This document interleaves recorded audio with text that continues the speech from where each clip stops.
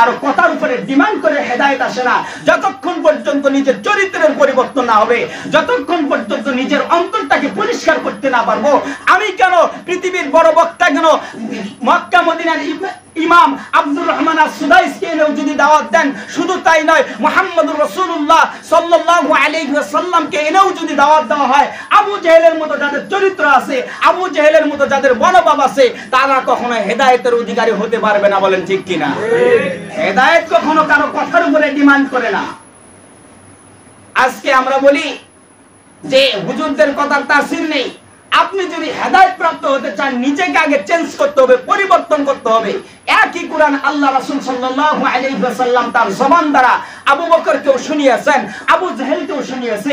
আবু বকর যখন শুনেছে তার ঈমান বৃদ্ধি পেয়েছে, আর আবু জেহেল যখন শুনেছে তার শয়তানি বৃদ্ধি পেয়েছে। বলেন ঠিক কিনা? কারণ কি? আবু বকরের মনোভাব যদি আমার ভিতরে থাকে, আমার ঈমান বৃদ্ধি পাবে, আর আবু জেহেলের চরিত্র যদি আমার ভিতরে থাকে, আমার শয়তানি বৃদ্ধি পাবে। বলেন ঠিক কিনা?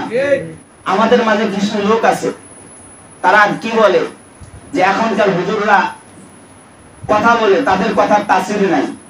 তারা টাকা নিয়ে মাহফিল করে, টাকা নিয়ে ওয়াজ করে, কন্টাক্ট করে, বয়ান করে, তাদের আমল নেই, তাদের কথার তাসির নেই।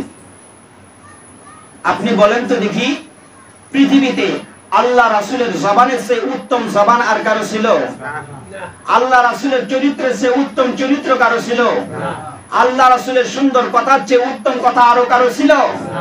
ওই আল্লাহ রাসূল সাল্লাল্লাহু আলাইহি ওয়াসাল্লাম শুধু একবার নয়, দুইবার নয়, 750 বারেরও বেশি আবু জেহেলকে দাওয়াত দিয়েছে। আবু জেহেল যখন দাওয়াত কবুল করে না, আল্লাহ রাসূলের কালেমাকে গ্রহণ করে না, আল্লাহ তাআলা তখন সান্ত্বনা দেওয়ার জন্য আল্লাহ রাসূলকে ডেকে বলেন, হে আমার বন্ধু, হে আমার হাবিব, আপনি হতাশ হন কেন? আপনি নিরাশ হন কেন? আমি তো শুধু আপনাকে দাওয়াত দেওয়ার জন্য পাঠিয়েছি। হেদায়েতের ঝান্ডা তো আপনার হাতে দেই নাই, হেদায়েত তো আমি আল্লাহর কাছে রেখেছি। হেদায়েতের মালিক তো আপনি না, আপনার কাজ হলো আপনি দাওয়াত দেওয়া। হেদায়েতের মালিক আমি হলাম আল্লাহ। হেদায়েত কখনো কি করে না, কারো কথার উপরে ডিমান্ড করে হেদায়েত আসে না। যতক্ষণ পর্যন্ত নিজের চরিত্রের পরিবর্তন না হবে, যতক্ষণ পর্যন্ত নিজের অন্তরটাকে পরিষ্কার করতে না পারবো, আমি কেন পৃথিবীর বড় বক্তা কেন মক্কা মদিনার ইমাম আব্দুর রহমান আস-সুদাইসকে এনেও যদি দাওয়াত দেন, শুধু তাই নয় মুহাম্মদুর রাসূলুল্লাহ সাল্লাল্লাহু আলাইহি ওয়াসাল্লামকে এনেও যদি দাওয়াত দেওয়া হয়, আবু জেহেলের মতো যাদের চরিত্র আছে, আবু জেহেলের মতো যাদের মনোভাব আছে, তারা কখনো হেদায়েতের অধিকারী হতে পারবে না। বলেন ঠিক কিনা? হেদায়েত কখনো কারো কথার উপরে ডিমান্ড করে না। আজকে আমরা বলি যে হুজুরদের কথার তাসির নেই। আপনি যদি হেদায়েত প্রাপ্ত হতে চান, নিজেকে আগে চেঞ্জ করতে হবে, পরিবর্তন করতে হবে। একই কোরআন আল্লাহ রাসূল সাল্লাল্লাহু আলাইহি ওয়াসাল্লাম তার জবান দ্বারা আবু বকরকেও শুনিয়েছেন, আবু জেহেলকেও শুনিয়েছে।